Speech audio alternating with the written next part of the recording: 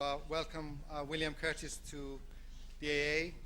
Of course, as you know by now, seeing members of Triangle Bookshop outside, that the pretext for tonight's talk is the wonderful new third edition of Mr. Curtis's Modern Architecture since 1900, a publication that has some 7 or 8 new chapters, and I'm sure we all look forward to reading the book. Tonight, Mr. Curtis is giving a lecture entitled Rethinking the History of Modern Architecture, and this is really a lecture about what he does as a historian and the craft of history writing. William Curtis was educated at the Courtauld Institute of Art in London and at Harvard University, where he received his PhD in 1975. He's taught at a number of universities in Europe, USA, Australia, Asia, and Mexico. At Harvard University, University of California, at the AA, the University of Sydney, and of course, many other institutions. Among William Curtis's other books, apart from Modern Architecture since 1900, is Le Corbusier, Ideas and Form, which was published by Phaidon in 1986, and the Le Corbusier, English Architecture, 1930s, published by the Open University, 1975. Le Corbusier at Work, published by Harvard University in collaboration with Edward Seckler, and the book on Doshi, an Architecture for India, which was published in Ahmedabad in conjunction with Rizzoli in 1989. His most recent book is Dennis Lasden, Architecture, City, Landscape, published in 1994. I think one of the things that's really exemplary about the way that William Curtis has contributed to the history of modern architecture is that he is constantly working with the contemporary situation of architecture. We're all familiar with the numerous essays that he has written about contemporary Spanish architecture, Mexican architecture, Indian architecture, and so on. And I think he has been one of the champions of introducing to the English-speaking world the situation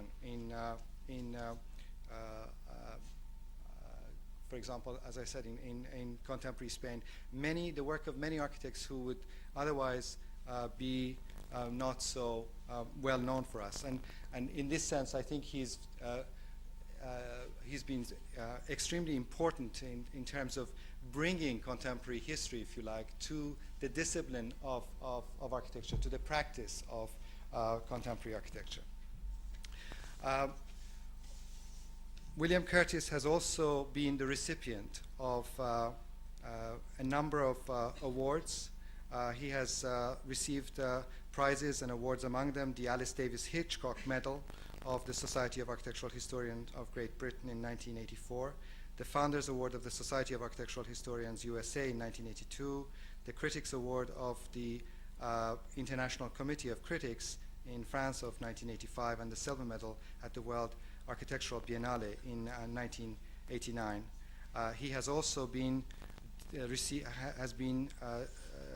has had the honorary posts, such as the Mies van der Rohe Lectures at IIT Chicago in 1987, the Bannister Fletcher Lectures at the University of London in 1988, and in November of last year, he gave the 4th annual Bertold Lubetkin Lecture here in London. Would you please join me in welcoming William Curtis?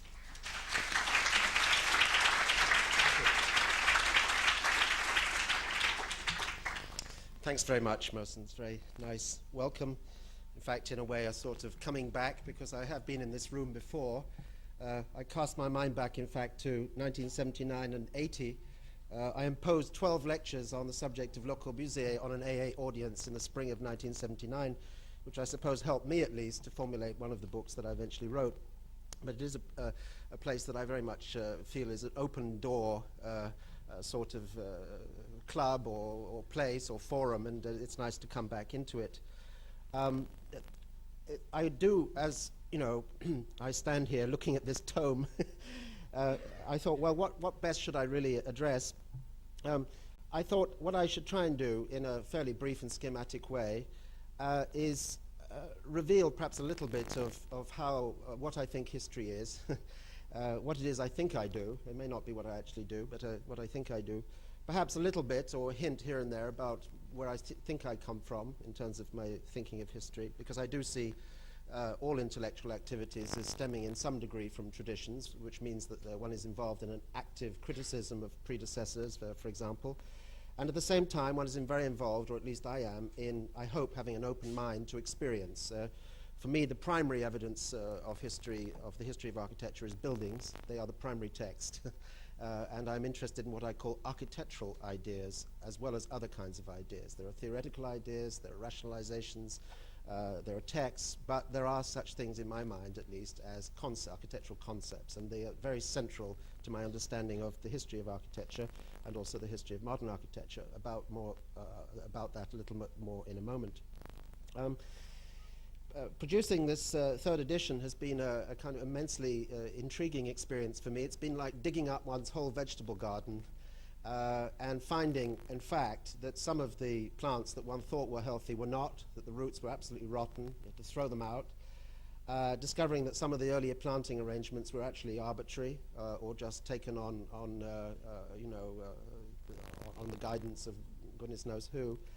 Finding, happily, some new tubers underneath of ideas, and in the process actually examining, I think, an awful lot of one's premises or one's assumptions about many things, about architecture in general. And I must say I feel extremely liberated from it, so much so that I'm in the mood now of never writing a book again.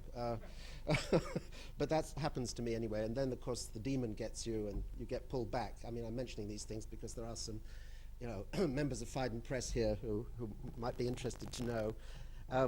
And when I say that, I do wish to say that while writing history may be an extremely private operation, the production of books on history is a communal operation, and I'm immensely grateful to the people that have helped make this, I think, rather a fine book and a fine-looking book. It may have its faults and its errors, undoubtedly. So I do wish to put on record my thanks to all of those at Phaidon Press who helped this to happen. The closest work is done with Bernard Dodd, the day-to-day editor, the struggles over commas and millimeters and cents. Also over millimeters with Isambard Thomas, whose splendid design this book is, and I may say he did a beautiful job on the Lasden book as well. David Jenkins, the architectural editor at Phaidon, and of course the entire kind of let's say structure of the company, which when Richard Schlagman took it over in 5 years ago, decided that this should be one of the books that should be looked at and overhauled and given a longer life. If somebody had proposed that to me 3 or 4 years earlier, I would have said, look, forget it. I mean, I'm not interested in touching it. But I do think there's a certain distance that one achieves on one's own work where the faults begin to show more glaringly, maybe even the stronger points show more glaringly.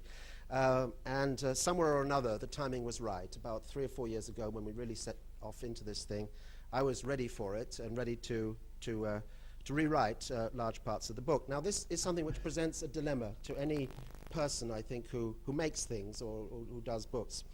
And I remember having an internal debate with myself about this about 4 years ago, where I said, well, should one just leave it alone and write another book? And I happened at that point to be reading or rereading The History of the Mediterranean by Braudel, a great French historian. And there was a beautiful preface to one of the later editions of his book where he said, oh, so many of my friends said, you mustn't touch this thing, it's inviolate, it's this and that. He said, what absolute nonsense, what total vanity. How can you imagine that something like history, which is essentially a speculative activity, can be constantly right? One is growing and changing, so is the field, and so forth. That said, there is, in my mind, and I can't explain exactly what this is, an inviolate core to a good book. It's something to do with its literary quality and its insight. It may be actually awfully wrong about an awful lot of things, in fact, but it may be awfully right in its central spirit or its insights. And hopefully one is aspiring to that at least. So the task for me was to know where to hack off and where to leave it alone, where to add on, and where to somehow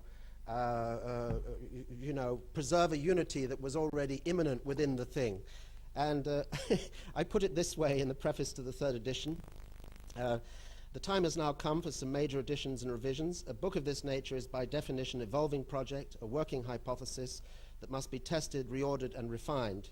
The author welcomes the chance to take into account his own and other people's intervening researches and discoveries. With the third edition, the aim has been to integrate new knowledge and experience in an existing structure and to accentuate themes that were left underdeveloped. The intention is to reveal more of the original soul while giving a better shape to the body. Could I have the first two slides, please?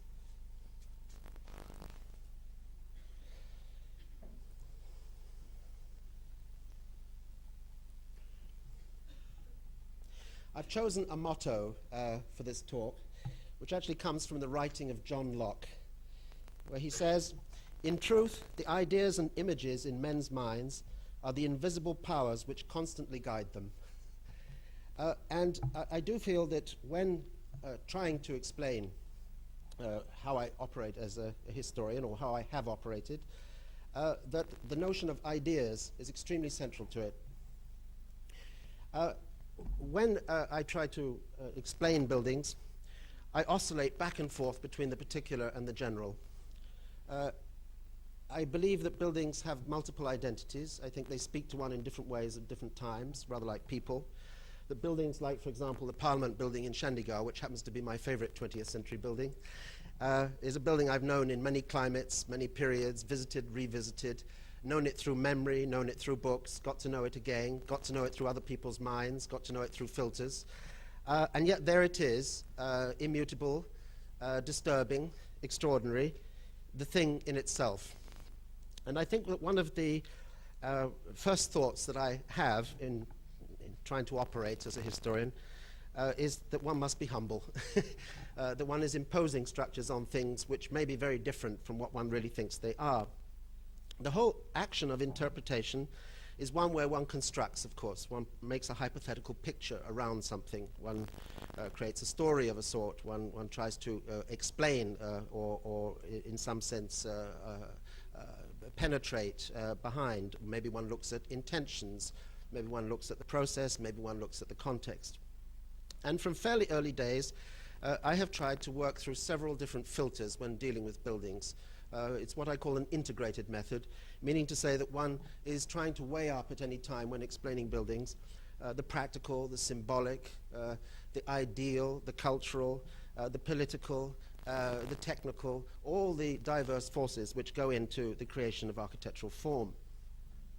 And some of my earliest works were actually almost like laboratory experiments, where I would take a single specimen and look at it very, very closely through a lot of lenses. Many years ago, in fact, one of the first things I ever wrote was a very detailed history of the design process of Le Corbusier's one building in America, the Carpenter Center, where I spent months actually living in a billiard room in Barnet, of all places, under a billiard table, with sheets on the walls, projecting slides of these drawings, trying to figure out what they were, looking at telephone messages, scrawls in notebooks, reconstructing day by day what may have gone on.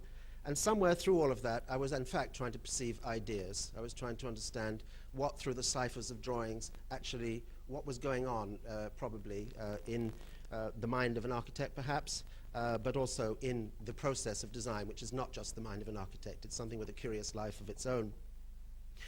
Implicit in this is a notion of language, a notion that buildings are very much about the exteriorization of ideas in form, perhaps a symbolic conception of architecture. And when I say symbolic, I do not mean just semiological. I mean to say an idea of buildings with a kind of immanence and presence and a capacity to generate a poetic force in the imagination of many different observers, much that is by definition nebulous and difficult.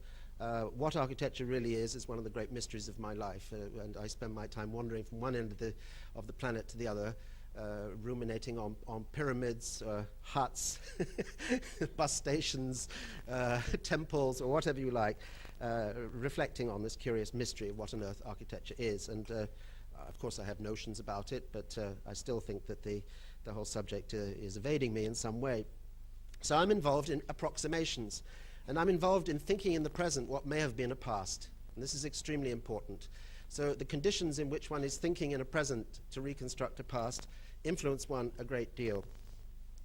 And for me, at least, when thinking about the history of modern architecture, the feature of geographical distance takes on a great importance. If I'm going to think about the third world, I like to be in Manhattan. If I want to think about why Manhattan skyscrapers are the way they are, I prefer to be in Ahmedabad. If I want to think about Ahmedabad, I might want to be in rural France. And I find that this kind of distancing is of immense importance, which is also, if I may say so, a sort of distancing from intellectual fashion.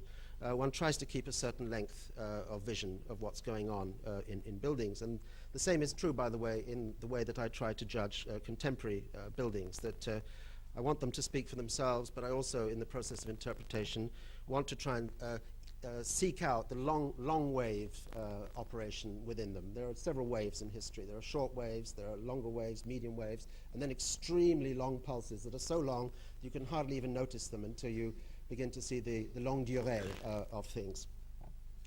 This notion of time is nourished, in my mind at least, by a constant reference back to tradition, an inspection of buildings, a fascination with what happened in the past.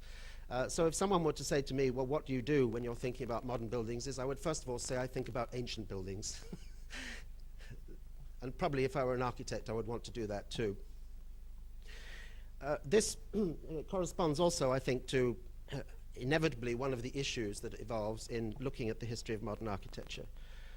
When I first formulated this book, which actually happened in the late 70s, I was quite a young person, and I suppose that book had come out of lectures and seminars and things that I taught. I was mainly in those days teaching at Harvard University, and I had just given in 1978, curiously enough, a kind of general history of 20th century architecture, which I had the pleasure of giving in the Corbusier building, which I was so interested in. And I had this sort of odd experience of finishing the course, being reasonably pleased with it. Obviously, it was a formulation relying on about a decade of reflection and research and debate and all the things that were going on. And it was mid-January. There was a blizzard, often blizzards, actually, I find at key moments in my life.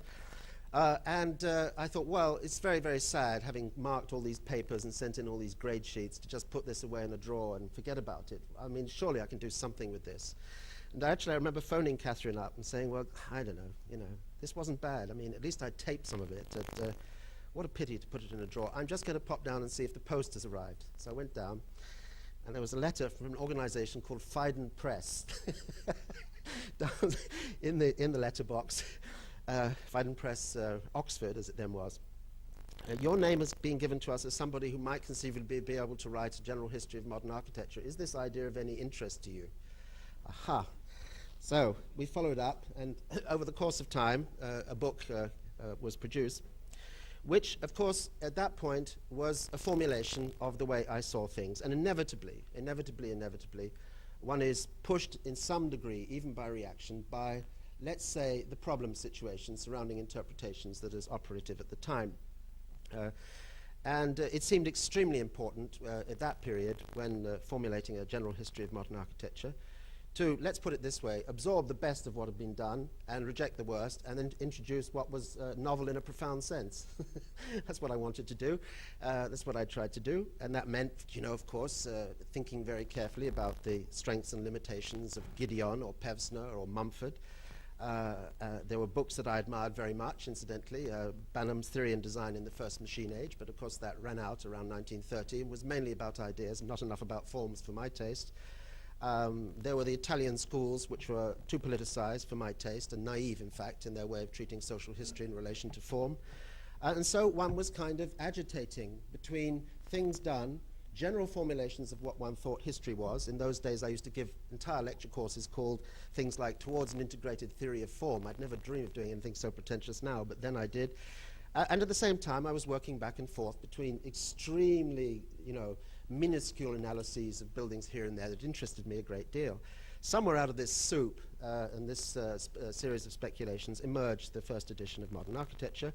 And let me say that it seemed very important to treat the notion of modern architecture itself as a tradition, to avoid the determinisms that were obviously implicit in earlier historiography that everybody was talking about. It wasn't original to say these things at the time, the naive Hegelianism underlying much of the early historiography.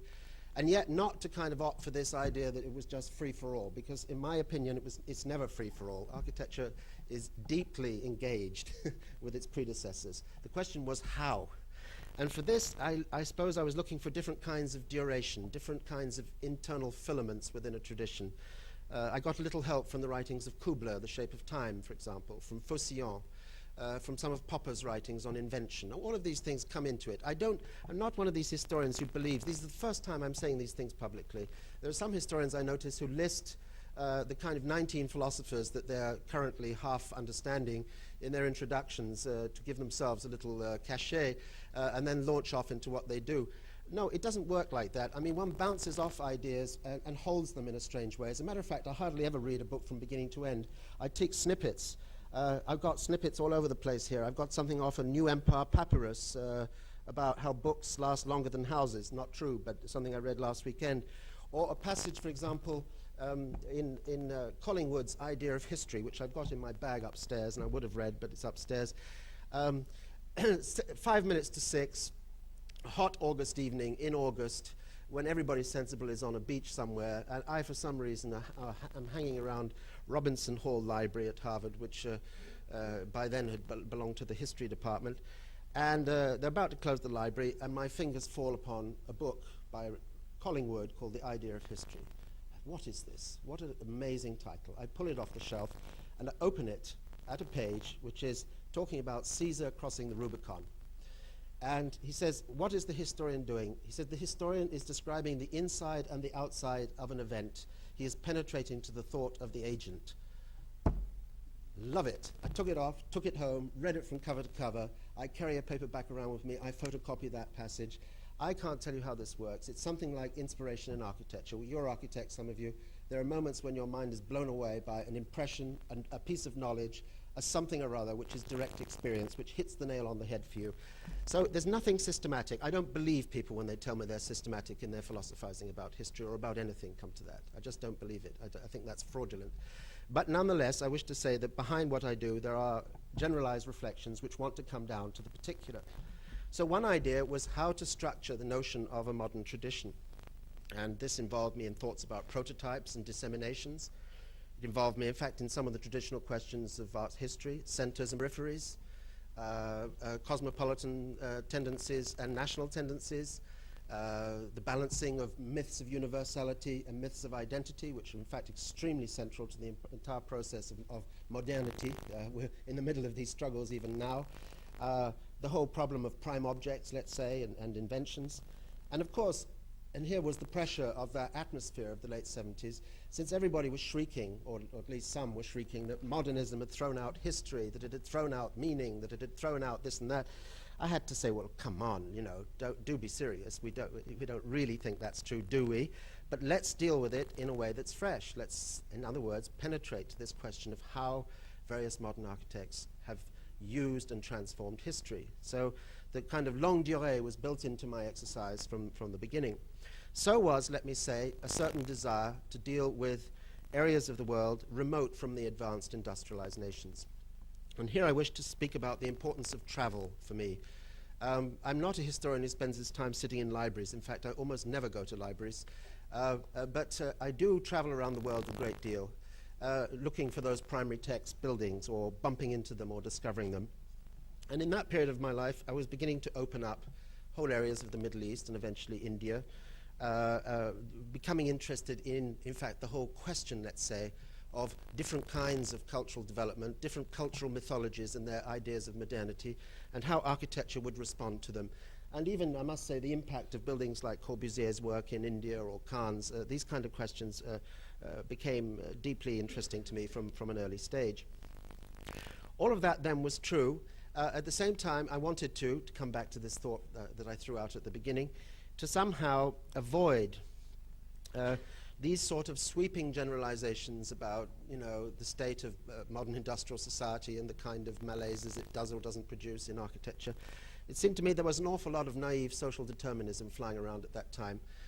And here I wish to say immediately that to me one of the ambiguities of architecture is that it is itself, it is something with an internal discipline which is truly about itself, and yet at the same time it is the most social of arts. And this is a great paradox, is how one deals with these two forces in explaining things or in understanding them or indeed in building good buildings, I would say.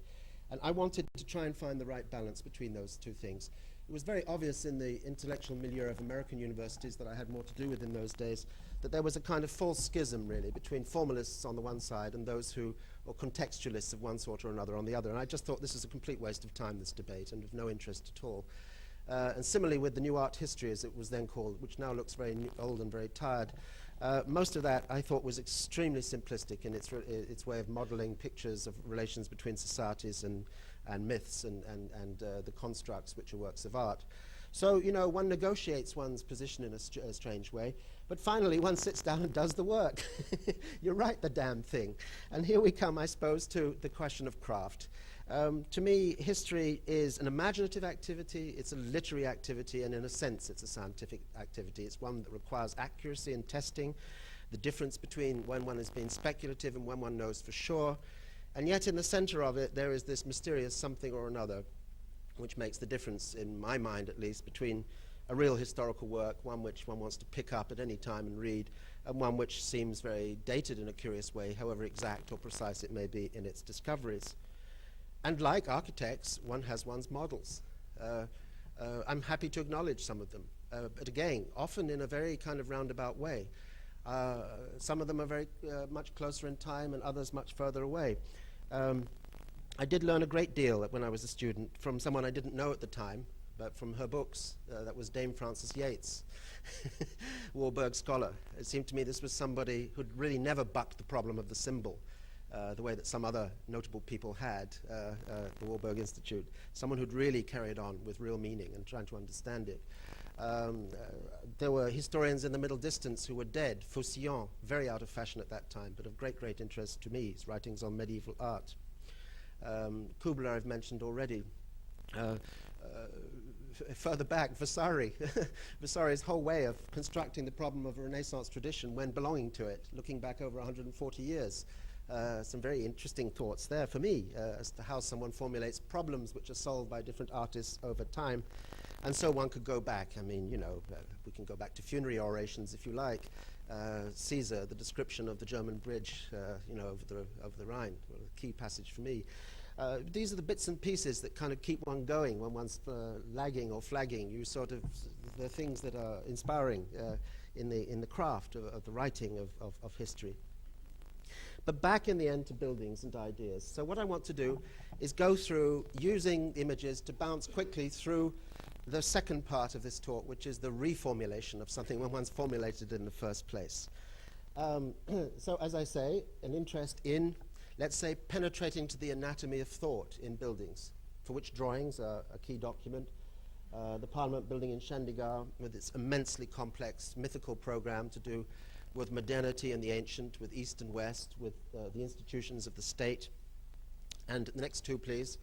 The importance to me also of, let's say, now I'm talking about place, the importance of being in a place but thinking of universals in some sense or another. That little sketch on the right is one of my favorite sketches. It's from Vers une architecture by Le Corbusier. I still don't know fully what it means, but I think it means many, many things. It's one of these most enigmatic of doodles of ancient Rome with the primary solids, where perhaps he's talking about the fundamental typologies of antiquity. Perhaps he's talking about an idealistic vision of architecture, of a pure world of idea that manifests itself in different cultural dress at different times. Perhaps he's talking about oscillation back and forth between things and abstractions. In fact, this also corresponds to a daydream that Corbusier had at the age of 24, which he described in a letter in great detail, where he said he was hot, he'd come back from the ruins, and he saw these forms rising in front of his eyes above the ruins, and he describes the primary solids. This is already an image that was in his mind. At the same time, it actually refers back to a particular image from Ligorio, and so one could go on and on in terms of the density of meanings. But for me, it's one of those reverberating images about the necessity, when thinking about time, when thinking about buildings in time, to deal with actuality in a successful way as best one can. How do buildings really respond to their present moment and their cultural situation? In what sense do they crystallize it? In what sense can they not crystallize it? And at the same time, in what sense do they have this other kind of resonance, the thing that allows buildings to actually escape their initial niche and go on through time, disturbing societies in all kinds of ways, operating in different schemes of meaning, and so forth. And similarly, the role of invention and the importance of invention as something which can tap deep roots in a tradition and maybe in a medium, not just a tradition, something, let's say, more fundamental even than that, something which is, let's say, intrinsic in a sense to the medium of architecture. On the left is the table where I do much of my work and some of the objects which inspire me. I'm not going to say what they are. You can look, you can see. There are fossils, pictures of pyramids, odd photographs, doodles, notebooks. I work a great deal with notebooks on site. I draw and sketch an enormous amount in terms of buildings and their organization. And this is a kind of inner, let's say, dialogue about the secrets of form, which helps me towards the historical activity of reading the anatomy of form. I mean, if you're looking at a building, it's best to try and come to terms with its organization and its idea. And one way is, I think, incisive drawing in some sense or another. To me, then, this is one of the tools, just as important as knowing how to look properly at a document in an archive or read a drawing or many of the other things that are involved, in coming to terms with this world of ideas and images which is behind architecture. I suppose I'm saying somewhere that for me architecture is to do with myth. It's to do with the exteriorization and materialization of myth. Private myth to a degree, but also societal myth. In the realm of the symbolic. And how does one unravel these levels at work, these levels of meaning? The next two, please. Well, in the... you notice the title, which I never chose, actually. This was Bernard Dodd, who, when I was totally stuck for a title in about 1981, and we were looking at the proofs, and I said, well, what the hell are we going to call this book, It's been sitting in the contract with Phaidon as some incredibly pretentious title. I can't remember what I had. And he said, well, why don't you just call it Modern Architecture since 1900, since most of it's after 1900, and that's what it's doing, and it gives an idea that it's coming up to the recent past. So we did.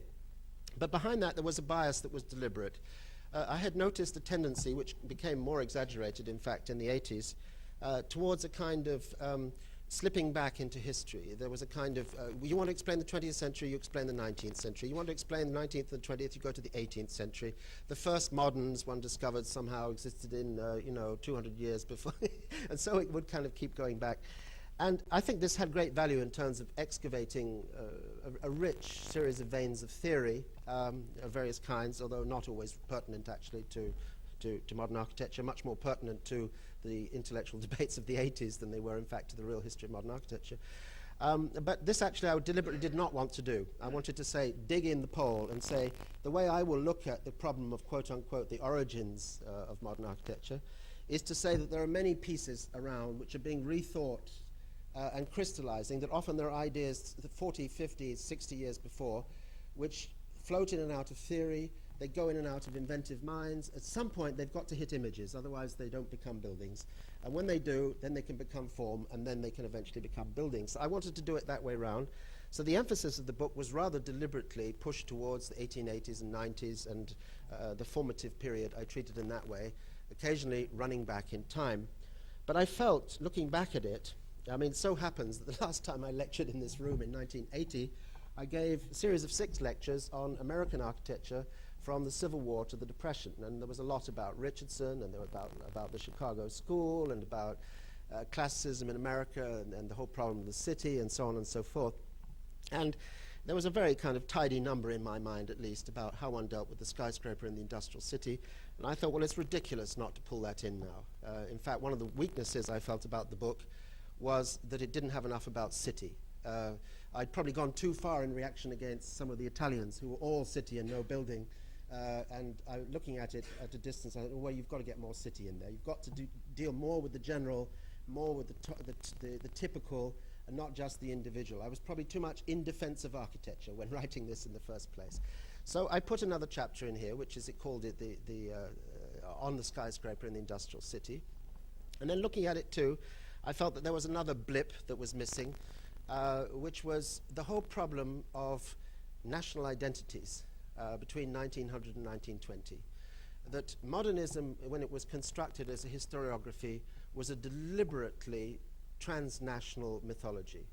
The way that Gideon wrote the history of it, the way the Pevsner, and incidentally nearly all of them German emigres, running away from the horrors actually of extreme nationalism. In the process, they simplified some of the real relations, it seems to me, between the emergence of different formulations of modernism and national cultures. And so there's another chapter which came in, which I called National Myths and Classical Transformations. The classical having to do with the importance of the classical phase in architecture between particularly 1910 and 1920, which was absolutely formative for every major modern figure in one way or another. Next two, please. That was the Reliance building on the left here.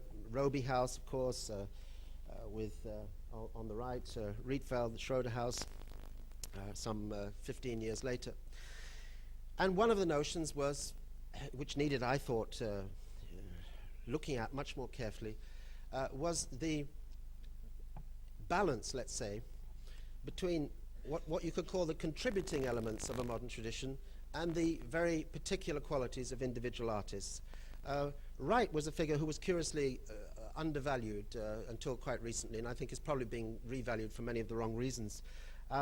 But it seemed to me very important to concentrate, to use a different focal length on some key artistic figures like Wright, like Corbusier, with the risk, obviously, of being accused of erecting them too much in terms of canonical figures and all the other things that one was supposed to be worried about, which I was not particularly worried about and still am not. And so this meant actually balancing what we could call the typical features of a period and the personal features, the more generic aspects of a period and the more precise ones.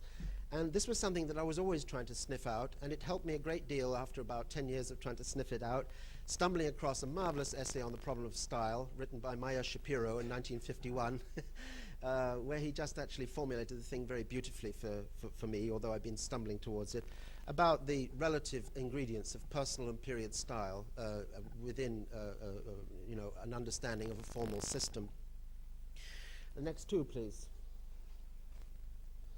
But part of it, and here, let's say I was perfectly happy to be as revisionist as you like, always at the beginning, and continued to be. It was very obvious that much of the early promotional literature of modernism had to play down traditionalist tendencies. We all know this. We know that it was done violently, as a rule. And we also know that the revenge took, on the whole, rather parochial forms in the 1980s. So it seemed to me very important, even in the first version of this book, to look at, the continuing of traditionalist tendencies in the 20s and 30s in their cultural context.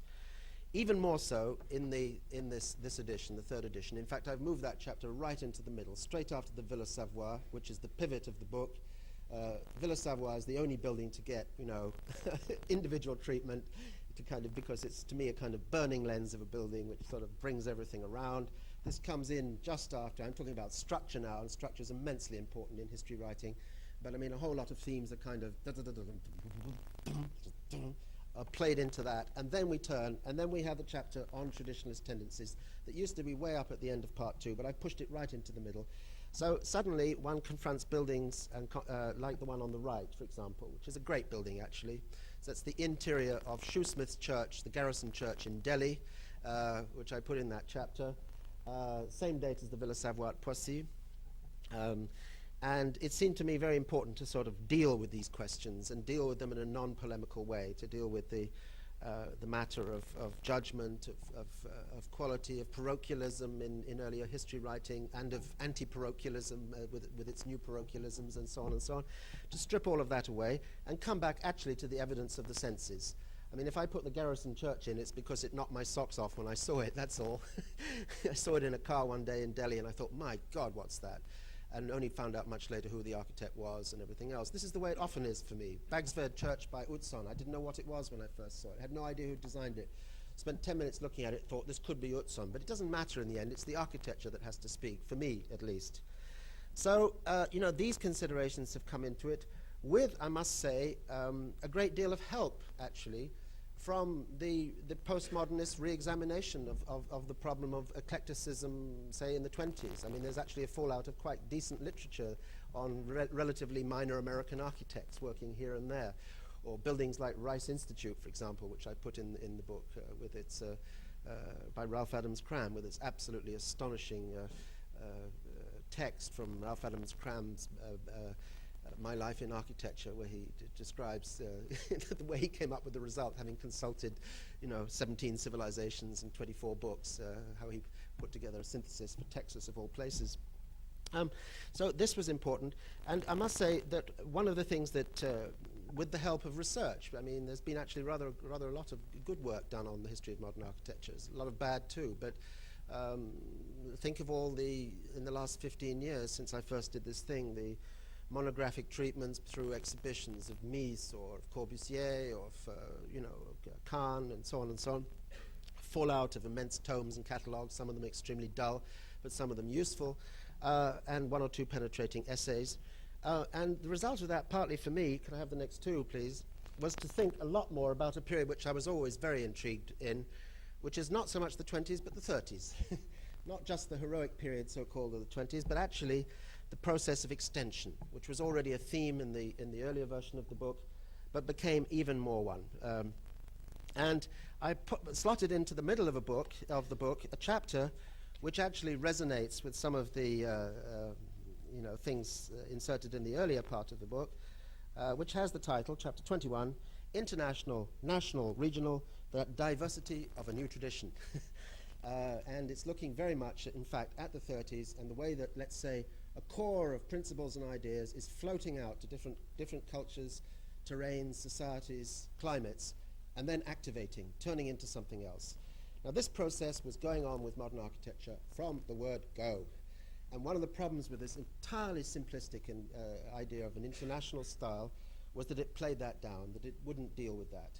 And it's actually one of the reasons that the pseudo-problems of critical regionalism re-emerging only in the last 15 years, they emerged not against facts, but actually against mythical versions of what had actually gone on.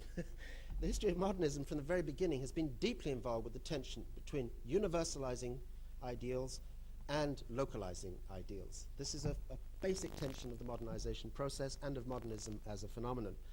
And one of the things I needed to deal with then was buildings like that on the right, which again is the evidence of the senses.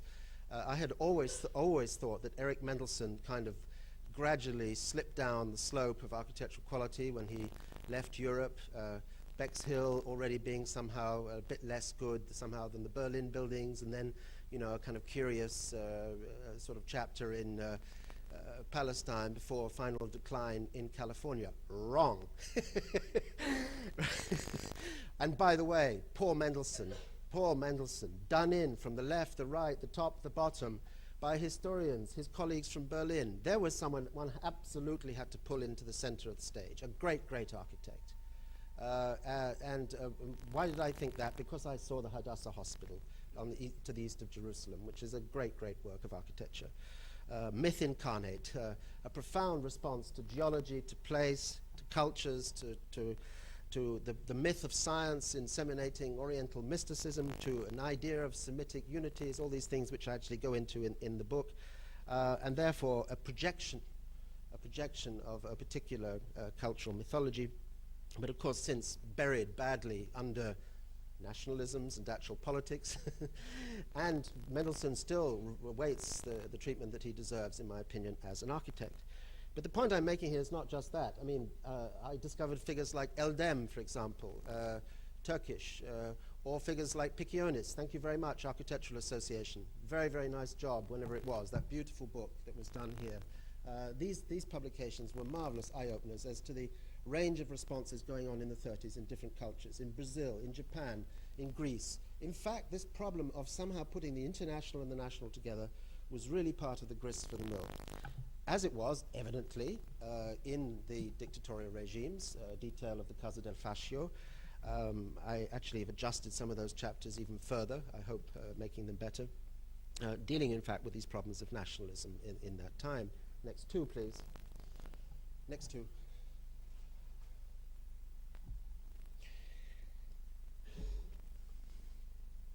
So when it came to looking at the post-war period, this is the Farnsworth House in construction on the left by Mies van der Rohe. There he is contemplating the skeleton, 1947 or whenever that was. And one can't resist this kind of comparison, of course, excuse me, which is the Logier's primitive hut. In terms of, let's say, the notion of radical, if radical has something revolutionary about it, it perhaps also means something about returning to roots. And it seemed to me that even in the early days when I wrote the first version of this book, that the weakest part of everybody's treatment, inevitably, was what happened after the Second World War, because everybody was too close to it. I admired very much what Benevolo had managed to do, actually. Already writing in the early 60s, the end of the 50s, I thought he did an incredibly adept job, really, in his book on the history of modern architecture, and that gave me some confidence. But most people ran out of steam, or they resorted to isms of some sort or another. They went actually screaming off to the conference tables, or they got themselves more or less bribed by the architectural gangs to write their publicity for them, which happens, and I've managed to, on the whole, stay free of that kind of thing, mercifully, and to, of course, prop up one tendency rather than another. And I was the victim of the literature, really. I mean, I took the new brutalism far too seriously. It's actually not a very interesting phenomenon, it seems to me.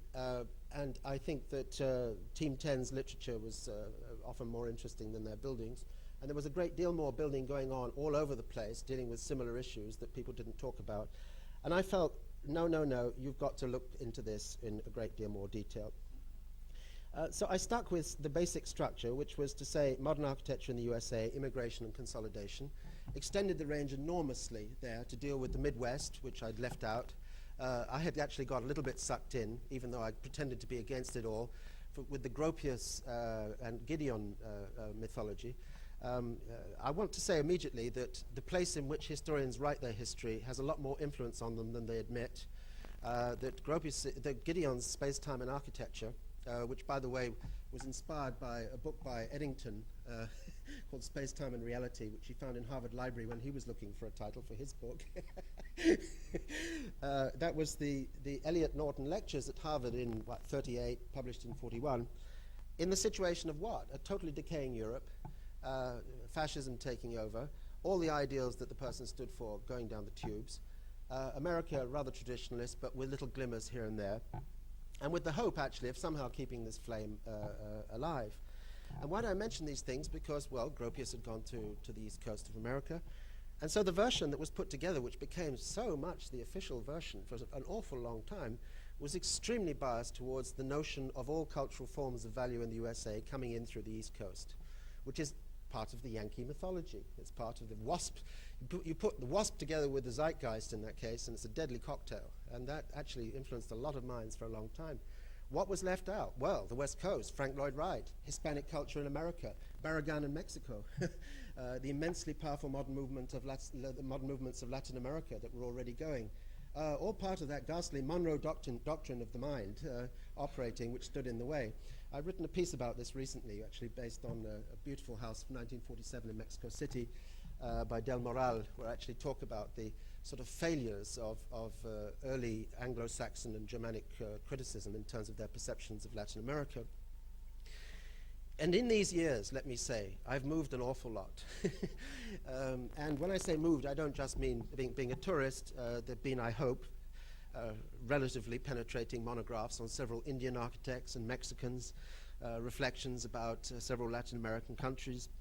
A great interest, in fact, in the whole problem of what I call cultural substructures, and the way that modernism comes in and meets these substructures and fights with them, or is absorbed by them, or absorbs them, which is, I think, a phenomenon of great importance in development already in the 40s and the 50s. You can't understand a figure like Barragan without having a model, something like that, it seems to me. So I had to sort of go through all of this and look at Corbusier gang, who I'm too easily impressed by, insert one or two other, I think, worthy spin-offs and reactions to or against the Unité d'Habitation.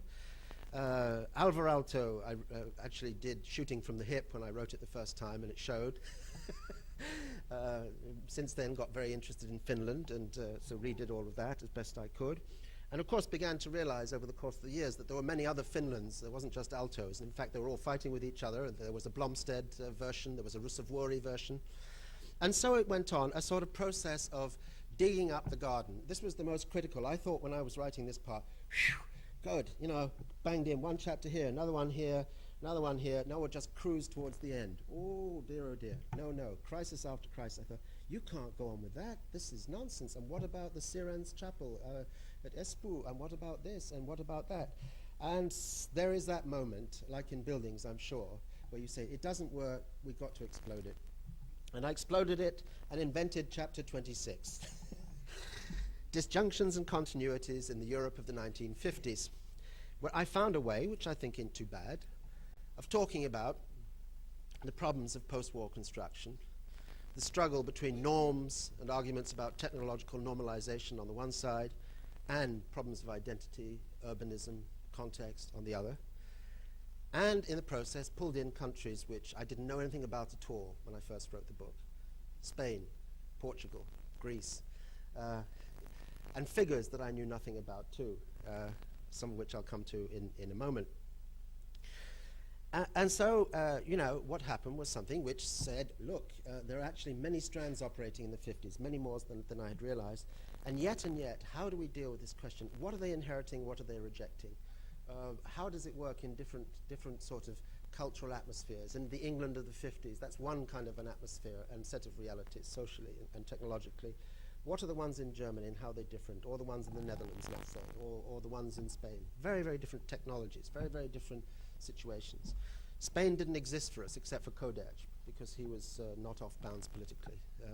We all know that Spain has been kind of reinstated in Europe, don't we? But be very careful. They've got a marvelous marketing operation. You've got to watch it.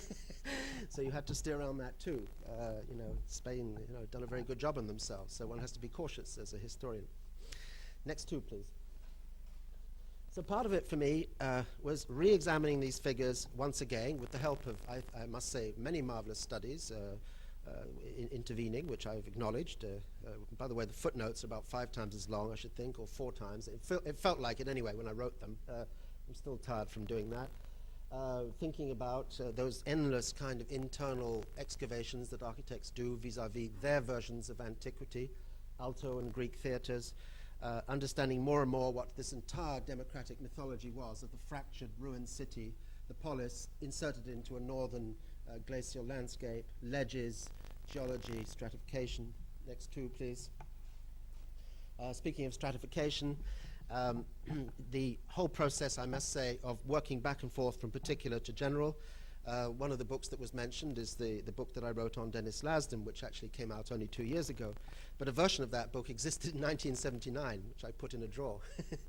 You know, that the dialogue with Dennis and with his work has been actually an important part of my formation, I would say, as someone thinking about architecture. But one of the issues that was involved here was, of course, the question of extension. In what ways are the kernel ideas, let's use that word again, kernel, K-E-R-N-E-L, ideas of a tradition, the kind of DNA pieces, let's say, underlying it, the basic types, rethought in each generation. This is actually an extremely basic thought. If you're looking at, say, the evolution of Gothic forms or of Greek theatres, you have to be asking yourself, what is holding the kind of center line in all of this that holds it in tight, that makes it what it is? Why are these types rather than those types dominant at a certain moment? The rethinking of the domino, let's say, in terms of Lasdon's strata in the National Theatre. Or, next two, please. Or the entire exploration of new kinds of monumentality in the 1950s, the emergence of a figure like Kahn, who'd always interested me profoundly, but whose works I actually knew largely secondhand when I first wrote the book. Since then, I've become, you know, extremely involved with them, let's say, in a personal sense. Or a major figure like Utzon. And here, I mean, I come back to some of the rude remarks I made about isms, because one of the dangers when the conference tables get going and the manifestos, and this is all happening in our own time too, is that people take the rhetoric too seriously. The smoke screen, which the architects may or may not believe in totally themselves, but in the end, it's the evidence of those architectural ideas, if I can put it that way, that counts. How the hell do you categorize a building like Sydney Opera House, for which that's one of the early sketches on the right, in terms of the blah, blah, blah of the 50s? You don't, and don't bother. That'll last, the blah, blah will float away. I'm not saying that the historian should not talk about theoretical discourse. I believe that he actually should. but he should do so critically and in context. Next two, please. And as I say, sometimes there are individual works that crystallize situations for one. One of the works that did this for me was this particular building that I'm showing two slides of. I'm honoring it a little bit in this context. This is the Maravilhas gymnasium in the Maravilhas school in Madrid by Alejandro de la Sota, who died about half a year ago. And it's a gymnasium inserted into the side of an escarpment. It's a kind of curiously non-building building, a piece of city with these sort of strange developments of the factory aesthetic and of chain link fences up above. Please note Frank Gehry, he had done with great elegance. And then on the right, the breaking away of a section to get light and air into what is basically an excavated piece of land, so that people can watch basketball without the light coming into their eyes. I noticed the rip-off of this solution in a building in the bar, actually, upstairs. Must be one of my Spanish friends. But anyway, here, a very resonant solution in terms of many, many things. In the practical, the functional, the metaphorical, the idea of a trampoline, of muscles, of extensions, of light, of the weight of air. And then on top of it all, there are actually classrooms inserted into those trusses, so that there's an amazing programmatic solution, with the roof then recast as a playground on top. My goodness, what an amazing building, non-building. Here was something which was almost moving towards the realm of a non-architecture, and this is one of the things that I find so moving about it, without rhetoric, indeed.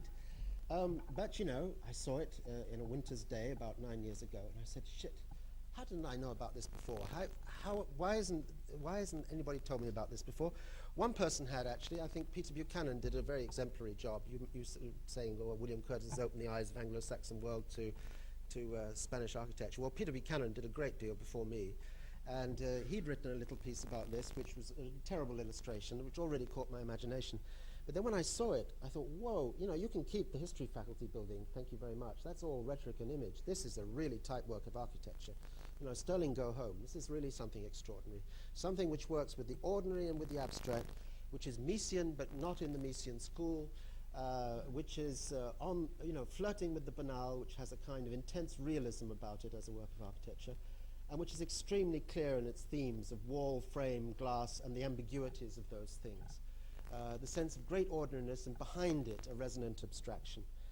And then I began to realize, the more I thought about Spanish architecture, which has interested me a great deal, that here was one of those pivotal works, one of those works around that spin, that set into place an entirely new configuration. Now that phenomenon interests me a great deal. I think there are buildings which do this. They are magnetic forces.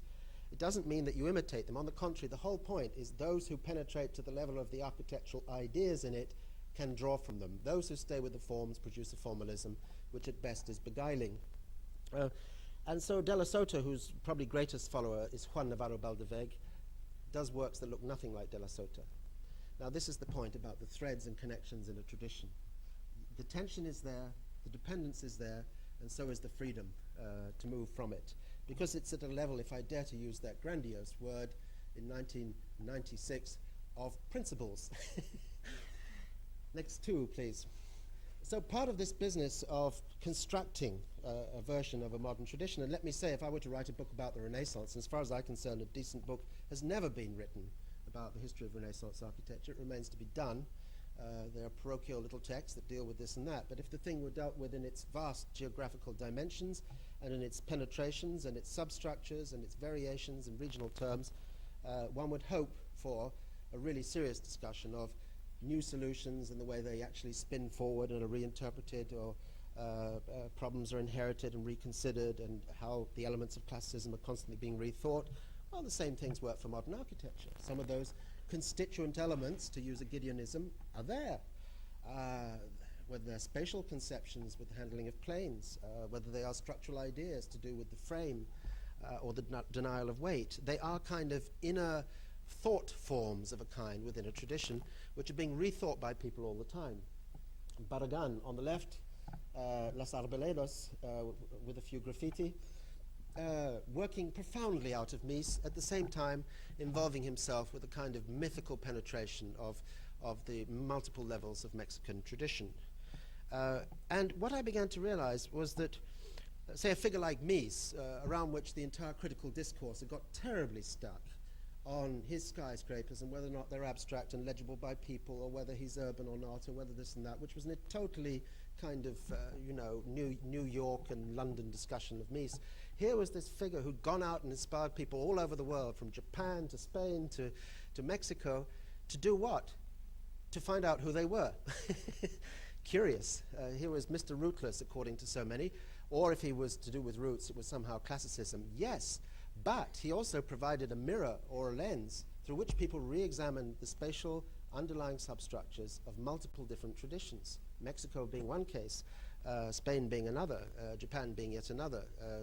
Mies crops up all over the place, being rethought, as I would put it, in a sense. That's a view, an unusual view of the Barcelona pavilion on the right, not the view showing it as a classical temple on a podium, but the view that shows how involved he is with the ambiguities of surface, of what water and light are, what material and immaterial mean, how space and light operate, and how, of course, the compartment or even the patio could be reconceived through a Miesian terminology. Next two, please. So what began to emerge was, let's say, a dynamic and symbiotic view of the relation between later figures in a tradition and earlier ones and their ideas. There's nothing fixed about this at all. This is not one of those academies, and let me have to tell you, one of the things that used to drive me absolutely nuts when I was first writing this, or in fact when I was teaching in East Coast schools in America, were all those smelly little Corbusian academies that popped up everywhere, with people telling you, do grids like this and ramps like that, and isn't this cute, and have you read Transparency, and have you done this, and have you done that? No. This was just language. It was nothing to do with content or spirit at all. So one was interested in these kind of rereadings and extensions and the way they operated in different cultural spheres. It might be Eldem, for example, in Turkey, 69, 70, marvelous building, beautifully contextually placed, but also an extremely, I would say, succinct summing up of his architectural grammar, a distillation of, from the generic Western tradition, Perret and Wright, and within his own traditions, which include not only timber architecture, but the Grand Ottoman tradition, the entire rhythm and pulse and organization of Turkish traditions in architecture. Not just done as a personal exercise, but on the contrary, because this is something which is to crystallize something about the identity of his country. Or on the right, Teodoro González de León, the Delegación Cuauhtémoc, building of 25 years ago, building which I think is very much involved with a certain extension of Corbusian ideas, but also has about it this phraseology, this local accent, let's say, of Mexican art. Tamayo, the painter, put it very well. Art is universal, the accent is local. Can I have the next two, please? Which I pinched, by the way, in one of the titles towards the end of the book. And so one drew closer to the present, and this is always where you begin to slide on your own slopes. And the temptation to be polemical is there. And I resisted the temptation, I think, on the whole. But you don't want to just be flat either. You know, one does have points of view. Obviously, the entire process of the history of modern architecture, which is, if one looks at it in terms of the broad history of world ideas, what we could call a universalizing tendency in the history of mankind. It is something which believes in jumping nation, creed, caste. It involves a projection, basically, of an enlightenment with a big E version of humanity. It nonetheless constantly encounters crises and oppositions, embeddednesses of all kinds, traditionalisms, things that want to fight it off, parochialisms, and this is part of the richness of the story, and for a historian to try and work these things out. The entire kind of postmodern period, which I think, again, has often been more reported through its rhetoric than through what actually was being broached and thought about, I've tried to unravel in an unpolemical way. That was not true of the first edition. I actually took a position, probably too much, in writing the first version of this 15 years ago. I don't think it was needed anymore. All the things I thought would happen did. Most of it just disappeared down, the tubes very, very quickly.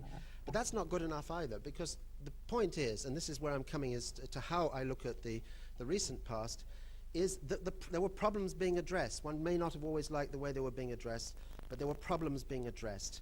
And here we come actually to the whole problem of paradigms, I suppose, in architecture or in any other cultural matter, is that where do these kind of vague problem situations come from? They come partly from the society, from the condition, the urban condition, the whole problem of the historical core 15 years ago. Now it's very much the periphery and very much the collision of technology with nature. I would say that's the area where things are happening now.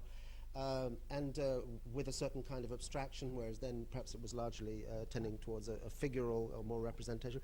You know, I'm speaking in highly schematic terms, but the fact is that there are things within the discipline of architecture which pose problems that people react against, and there are things from the society which have nothing to do with architects initially, which are requiring solution. And somewhere in the middle of this comes the problem situation out of which architecture emerges. And if one is trying to write the history of the recent past, one has got to try and deal with this. And I've done my best. I don't know, you can read it and see what you think. Those last 3 chapters, how the hell to divide it all up, I decided I would talk about generic problems that people are attacking in different ways, rather than getting caught up in particular schools of thought. So, chapter 33, this is all a new part 4, which I gave the grandiose title, Continuity and Change in the Late 20th Century, which is, you know, more or less, yeah, fine, it's all right, okay. Then chapter 33, Modern Architecture and Memory, New Perceptions of the Past. In fact, to say that there are many, many perceptions of the past. That neo-rationalism, Rossi on the left, and Graves' postmodernism on the right were but 2 of several formulations about how one reintegrates the past within the whole problem of technological modernization. Can I have the next 2, please? And again, the evidence of the senses, the importance to me of stumbling across amazing works of architecture. Again, by using one's eyes. I mean, I'll never forget that, actually. Driving one winter's day about 7 years ago, back from Compostela, through Zamora, across this incredible moonscape outside Salamanca, heading actually down towards the Extremadura. The cold, the temperature dropping, you know, knowing that you're coming to the coldest place in Spain, a little further, Avila, and then whack, here is this great construction coming out of the ground with the dome already up of Juan Navarro's Congress Hall in Salamanca. My God, I thought, what is this? What is this person doing? They're making a dome that's suspended in midair, weighing 3,000 tons. What can all this amount to? And then visiting and revisiting that site many, many times, thinking, well, how's the cladding going to go on? Talking to the architect, looking at the drawings, looking at his paintings, stumbling into perceptions of one sort or another, indeed writing things. I wrote an El Croquis that was a kind of reflection on that. Around the same time, I actually did something on Maravilhas and Pinos before their works were fully up, trying to understand what was going on. And then the result, which I think is an extraordinary space and profoundly resonant with meaning for its society, a kind of democratic monumentality for post-Franco Spain, a work that's deeply involved with its place and yet is involved with an absolutely generic element in the history of architecture, the cupola, and which reconceives this through the mechanisms of conceptual art, through painting and through other things. Sown on the right, which is one of those mechanisms through which this architect has reconsidered what cupolas might possibly mean, whereby they become a sort of flat parasol for domestic assembly, for a democratic assembly. I'll have the next 2, please. And the chapter 34 pinched this. It must be true. You must be honest about when you pinch things. The universal and the local. Thank you, Rafael Tameo. Local and the universal and the local. Landscape, climate, and culture. Please note. I didn't put the word regionalism in there at all.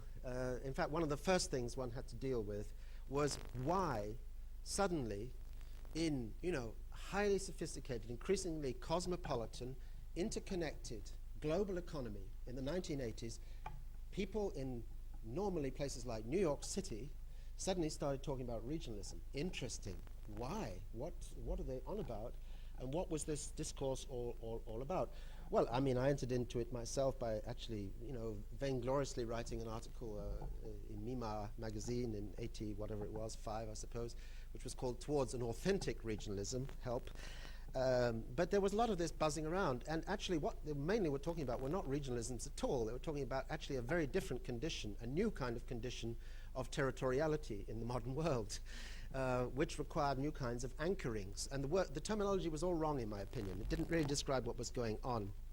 And so I tried to go at it another way, and I tried to go at it also, let me say, through another theme, which is a basic thread running through this book that was always there, but which I've now pulled tight through the whole book: the problem of nature, in inverted commas. Every profound architect or architecture is dealing with an idea of nature, a formulation of nature. And there's a hell of a lot more about 19th century theories of nature, writers like Semper, for example. The problems of nature and mechanization in the 30s, which is one of the shifting paradigms of that period, biotechnical modernism in the hands of Alto, for example. It comes up again, I think, in our own period in several formulations. Architects like Merkert, for example, or some of the Finnish architects, where the issue is a very generalized conception of territory and of landscape and of climate and of the forces of nature and the building as a responsive mechanism, where indeed culture and cultural memory enter the discussion.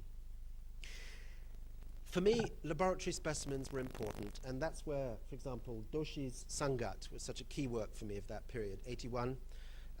India became a very major part of my life in the 80s. I traveled probably a dozen times to India, sometimes for months at a time. Frankly, most of the time looking at Buddhist caves and Hindu temples and Mughal architecture and so on.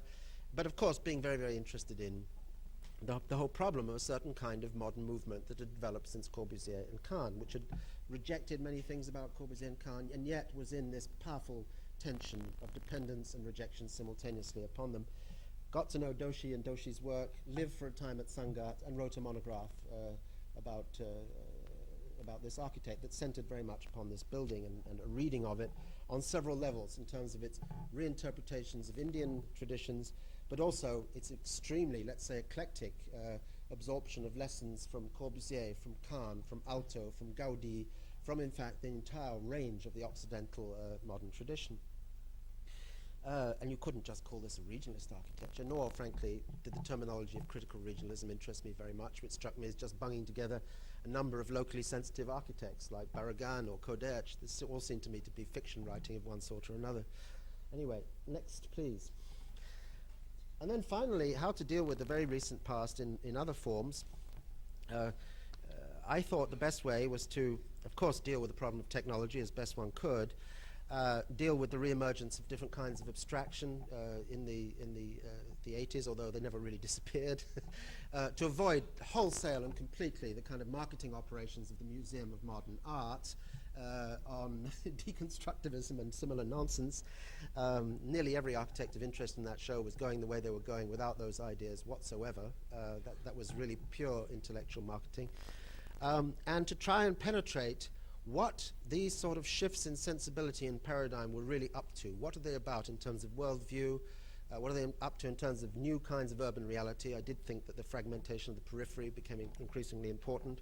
I did think that the whole idea of networks, of the non-city, the dissolving and disappearing city was an important part of it.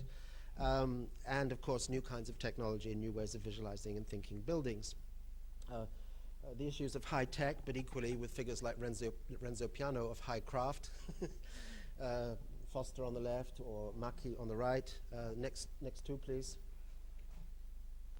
And then, you know, in the relatively recent past, the importance of new kinds of, let's say, landscape art or abstraction with a certain kind of, let's say, geological resonance to it. Works which interested me enormously. Herzog de Meuron, their best building by far, I would say, up to now. The Ricciolo warehouse, or on the right, the marvelous Igualada cemetery by Miralles and Pinos. Again, a question of close work. I first saw this even before that much was built, refused to write about it. Everybody was trying to bully me to write about it. I said, well, I don't know what it is yet. Everybody else does. They're so confident they know what these drawings mean. I don't think even the architect fully knows. Just wait another year and a half and we'll see. Well, it came out, this one came out well. Some of the others didn't, but that's another story, Enrique. And behind this then was also another question, which was, in the end, I began to feel that one was dealing with, in fact, different cultures of modernity. That to speak about the projection of modernisms in the French highly centralized Cartesian context of the Grand Projet, of the Hexagon with its myths of the mechanized, powerful center of a country, and to talk about with that kind of technology, and to talk about modernisms in Spain, which was largely decentralized with a second world technology and with a much more relaxed attitude towards the problem of the local, are totally different questions. To deal with Finland, which actually is never fully rejected at all, it's developed and extended 3-4 generations, is yet another question. And so I prodded and went into this through several countries. Actually, I really wanted to write a chapter 36, but the architecture editor, David Jenkins, put the brakes on. I said, let's have technology, abstraction, and ideas of nature, and then we'll have another one which we'll call Cultures of Modernity, but that'll be for the 4th edition, I guess. Can I have the next, please? We're almost there. And then, then there's the magic of discovery. Mirmaki Church in the suburbs of Helsinki by Leiviska, with somehow that kind of intensified rediscovery of neoplasticism within an extremely delicate timber language. An architect who actually quite simply declares that for him at least the essentials of architecture never actually change. So that is the kind of exercise that's been involved. It is one that's very involved with this oscillation back and forth between experiences of buildings and reading their contexts in multiple ways. And it is one which is deliberately, and let me say humbly, speculative. To me, history is constructing hypotheses and trying to test them. There are elegant hypotheses which are sometimes wrong. There are inelegant ones that are sometimes right. But the elegance is also very important to me as an independent feature of the rightness or wrongness, which gets me back to this, whatever this is, this transcendent quality in that one hopes for in a work of history. Maybe it's something to do with the literary quality. Maybe it's something to do with the underlying rhythms. Believe me, there's an awful lot of underlying structuring that takes place that I'm not even talking about here. How do you cast narrative? How do you reiterate themes? How do you hit a rhythm at several points? All the things that go into actually modeling a literary form. So where are we now? Well, I'm going to finish up, excuse me. Next two, please. Back to my desk and back to one of the items, which happens to be, I'm sorry, a little doodle by Le Corbusier. He always gets into the picture. I can't get away from Corbusier. I did, when I finished one of the books on him, actually lock all the books in a cupboard for 2 years, but they kind of leaked out and got back. You can try and figure out what the other things are if you like. But they are all related to each other, in my mind at least. And they all have to do with the secrets of form and the great secret of the relationship between architecture, nature, and idea. So I'm going to finish up, excuse me, with just a couple of paragraphs about where I think we are roughly now. The multiple modernisms of the late 20th century were rarely embedded in some large-scale social project and could do little to suggest alternative forms for the city at a time when the city was, in fact, in a state of dissolution and when the surrounding landscape was itself undergoing drastic redefinition. Modern architecture, in its many manifestations, seemed to flourish best in the tension between public and private interests, especially in social democracies struggling to reconcile the forces of technological modernization with the demands of liberal institutions. The economic infrastructure rested at the level of mere mechanisms and networks. I talk a lot about the information city, by the way, at the end here. Networks of information, while critical architectures aspired to the level of poetic forms and enduring symbols. Cataclysmic changes, the collapse of Soviet communism, the emergence of new political and religious identities, the ever-deepening ecological crisis with its crying need for new conceptual models of nature, were slow to register at the level of visual and metaphorical interpretation. Even so, the growing perception of a shared planet offered hints of new conceptions of universality, while the appreciation of local differences prompted new formulations of modernity and revised schemes of history. Perceptions were less idealistic and less utopian than in the early heroic period, but were also more realistic about the possible scope of architecture. The most probing works in the 1980s and the early 1990s took on the character of eloquent fragments, condensed worlds, standing out against a rabid technological development and evoking idealized relationships between people, things, and ideas, microcosms of a kind. Despite vast changes in intention, ideology, function, and technology, the invention of forms continued to rely upon the major revolutions that occurred earlier in the century. These exerted obvious and less obvious influence since they affected the underlying structures of conception and perception as well as actual forms. The lines of continuity turned out to be more complex, diverse, and enduring than some had thought. As time moved on and as historical consciousness of earlier phases developed, the entire configuration reorganized itself into unexpected patterns and alignments, and new links were made to diverse cultures and past forms. But the most challenging architecture still emerged in the tension between individual intentions and collective myths, between unique ideas and universal aims. One may leave the uncompleted and open sequences, I underline the plurality of sequences, because there are many of them operating today. One may leave the uncompleted and open sequences of late 20th century architecture with a thought from Viollet-le-Duc, which continues to be a challenge, although formulated over a century ago, when modern architecture was just an idea for the future.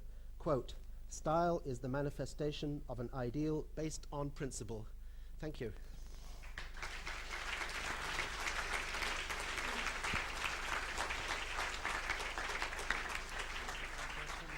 Oh, people are tired now. I'm sure there'll be a few questions.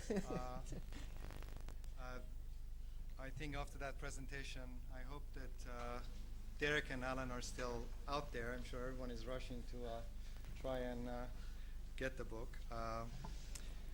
I was very interested that you showed 2 slides of Alejandro de la Sota, because we are soon to have an exhibition of de la Sota's work, so I have to talk to you about that. Maybe just by way of starting the first question, I was intrigued about the way in which you made your criticism of British architectural practice by, in a sense, making a criticism of Team 10. The fact that you, I think, if I remember correctly, you mentioned that you find some of their texts more interesting than maybe their buildings.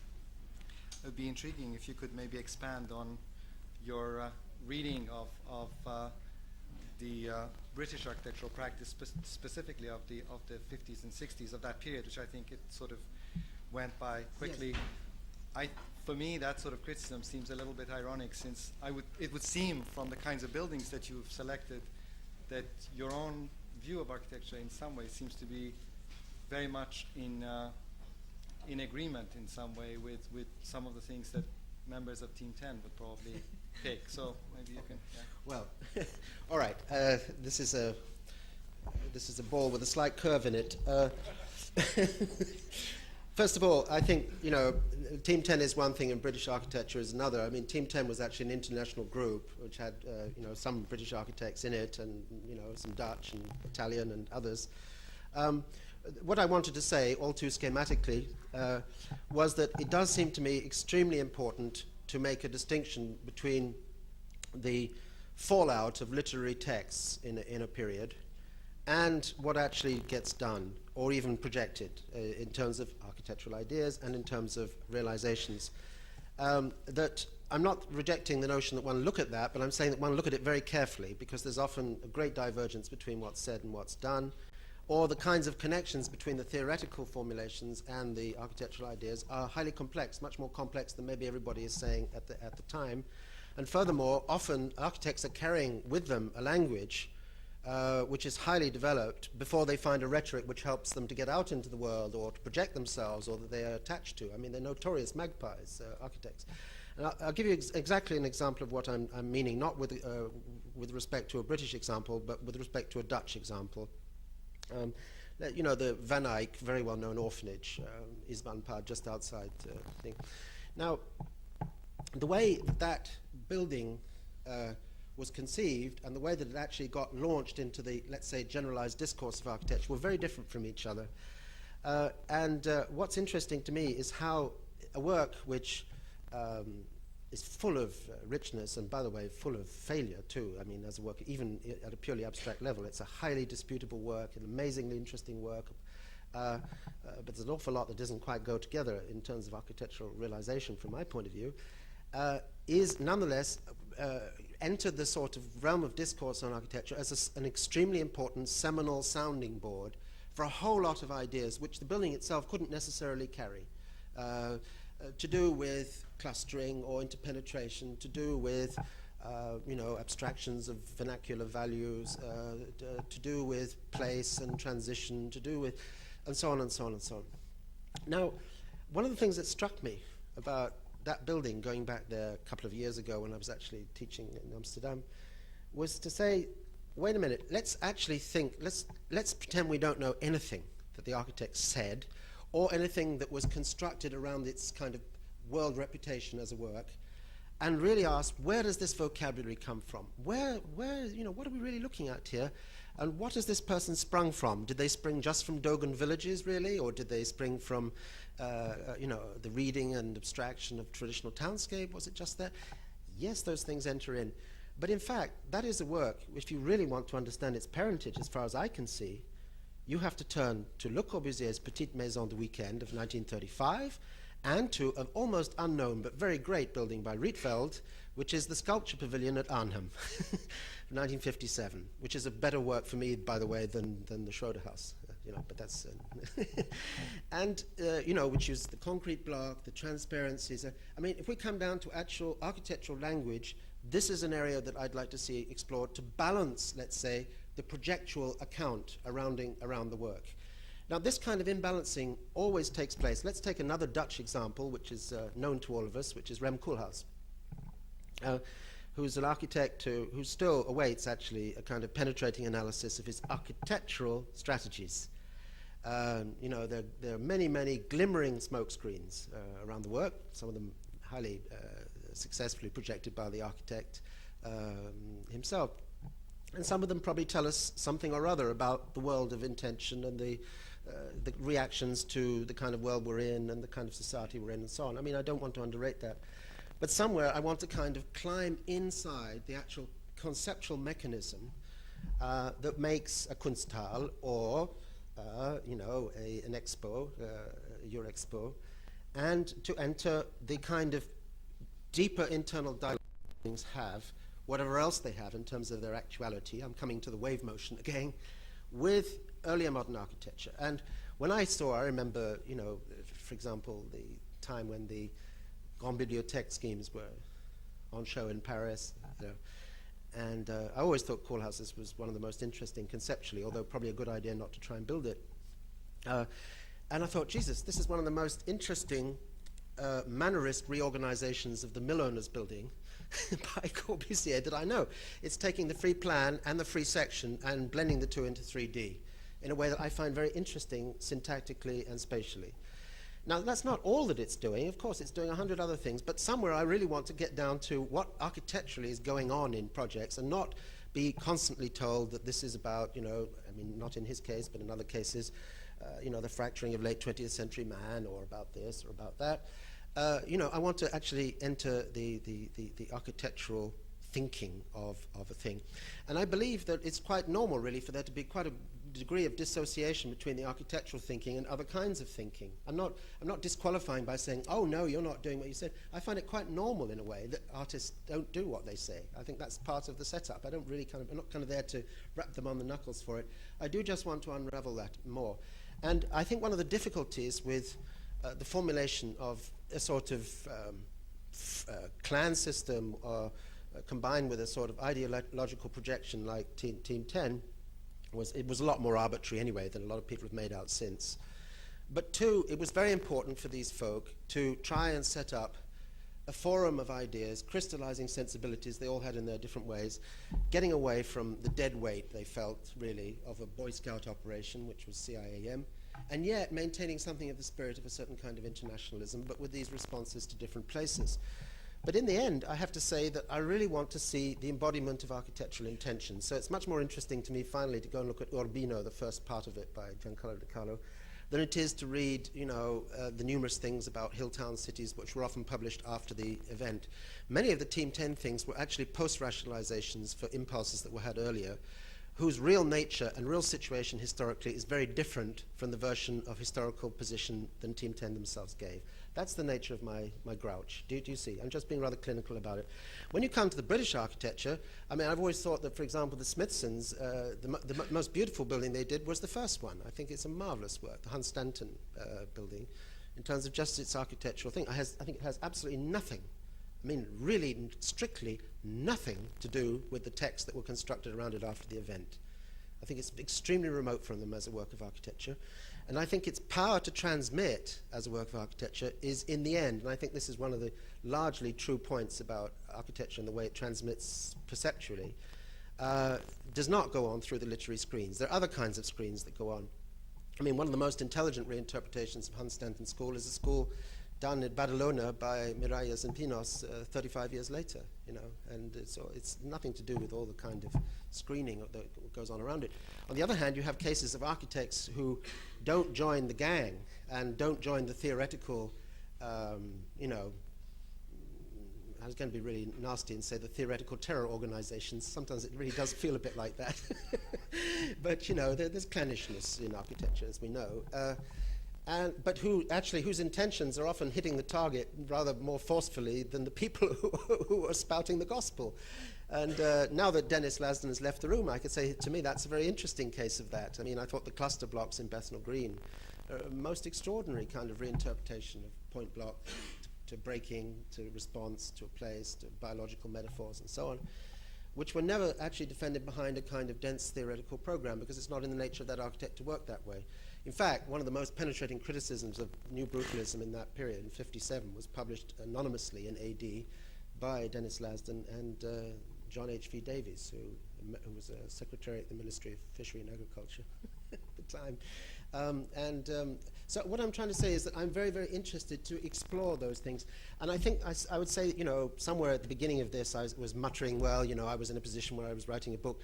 The fact that I was at Harvard, which is a rather dense environment in several senses, as you know, there's a lot of pressure around to think about this, and I had to kind of keep that place at arm's length. In fact, when I used to, I mean, the places in which one writes books are very important. I mean, it's no accident that I live in completely remote areas of south central France, miles from anywhere, surrounded by moonscapes. I can't think of a better place to try and sit down and think about 20th century culture, you know, and look at cities and jump into them, but try not to get too involved.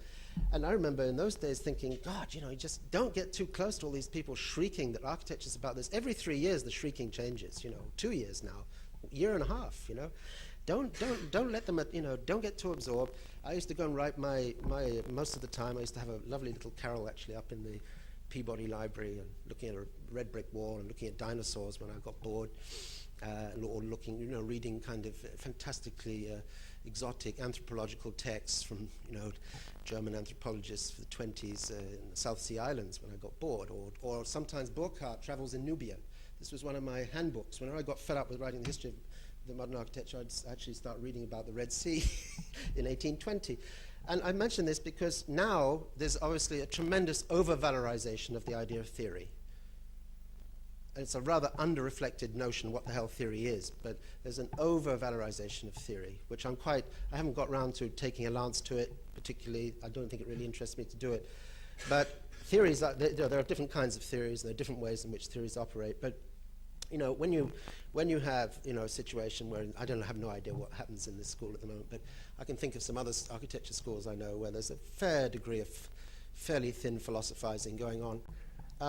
And much of it to me is very remote from, you know, what one might even be thinking about in terms of theory. But I'm saying that there are always so-called privileged debates, which I'm interested in standing back from and saying, what's really going on here?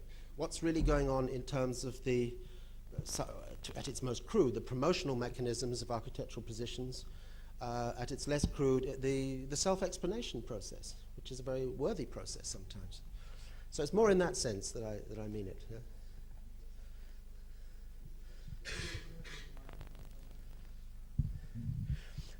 Can I ask for a glass of water, since this is going to... I would like to know if you believe that the ideas of Le Corbusier have had a positive effect on architecture. Yes.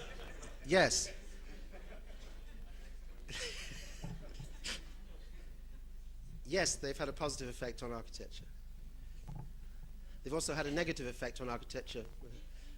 Like most ideas, the Bible's had a positive and a negative effect. So has the Quran.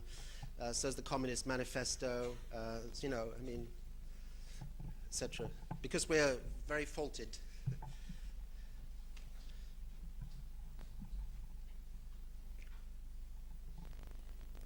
Yes. Let me say how much I enjoyed your lecture. Specifically, the energy and the scope, the width of your intake, and above all, I think, it's marvelous to have a historian who can see a building and think, hey, what's going on here? Because usually these things happen in libraries, and this guy actually goes and sees a building and says, hey, what's going on here? So that looking at that Bolvec building and then being able to relate it back to so on, that's very good history. So I want to say how much I enjoy it all. But my question relates to another aspect of being able to do something, the sense of conviction that architects have in order to do it good. And I must say that in spite of your promising to tell us where you came from, and in spite of ending up by reading about principles, I have no idea what's behind you. How do you get to take in such a wide intake? I'd like to just leave that question for a minute and say, if the explanations given by theory and current ideas of what is theory, of course, are more to do with artistic theory, which is simply an aspect of the conviction I have about my work. Yeah. That's what most artists project, not anything like remotely like an explanation. But if one has an idea that in order to be convinced, one has to have conviction, one has to have a central force, how does that relate to the idea of taste? For instance, I often think that the difference between Michael Graves and Robert Venturi is entirely one of taste. Your taste or theirs? They are both examples of what I consider to be bad taste. Yes, yeah, right. So you're asking me more sort of, at what point will I just say, well, you know, I happen to like this one more than that one, and that's it. And I have to be very honest with you, I can't say, I'll try and be honest. I mean, I've put rather a lot of stress on the idea of the experience of buildings, which to me is extremely primary. But of course, when one is formulating, let's put it that way, around the thing, one is working back and forth from some generalized screens, which are developed over a long period, some of it very conscious and some of it extremely unconscious. And one sets in place value words, I would say, which sometimes are fraught with private meaning of the wrong sort, or they're too limited, or whatever. I mean, words, I mean, I use the word authentic a great deal in ways that I now consider completely kind of no good at all 15 years ago. Why was it? Well, because one was surrounded so much by things that were evidently fraudulent and happy to be so, you know? I mean, it does have some influence on you. But there were words where you realize you haven't really thought it through, and they were supposed to carry some vague rhetorical value that in the end was related to what? It was related to perceptions of what you consider, say, here's another value judgment, a resolved work to be, or is this idea carried through? I mean, look at all these kind of hidden behind all these. There are, of course, very long, long debates about what those things mean. But somewhere along the line, one is one who one is on that. And I can dig up, and I can try and lift myself by my own shoelaces, and I do. But one is on the ground, one's on.